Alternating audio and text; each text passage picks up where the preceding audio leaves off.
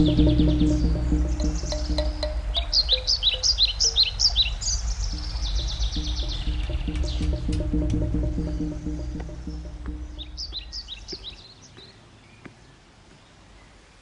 arrive donc sur le parvis du château de la Chaux-Mongros, sur la commune de Salède, d'où on découvre ce paysage magnifique constitué face à nous des bois de la Comté et qui est le siège aujourd'hui d'une mission scientifique internationale, IBISCA Auvergne.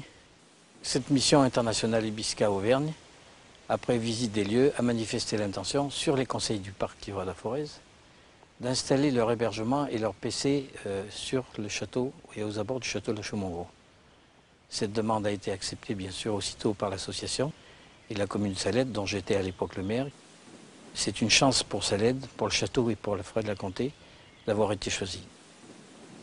On arrive donc au pied de la façade du château, qui est intéressante pour justement constater cette espèce de liaison et cette dualité entre l'époque du Moyen-Âge et la Renaissance. Donc on aperçoit là les ouvertures et les encadrements en pierre. Donc la pierre, le Moyen-Âge, la brique, la Renaissance, qui a entre autres justifié le classement monument historique en mai 2000. Construit au début du XVIe siècle, on voit les tours, les 4 tours, et la forme carrée du bâtiment principal, qui pourrait faire penser à une villa Renaissance italienne. Le château a été la propriété des comtes d'Auvergne, il a été la propriété de Catherine de Médicis. Le château a été habité jusqu'à la fin de la Deuxième Guerre mondiale. Il s'est détérioré sous les agressions des intempéries avec la disparition de la toiture.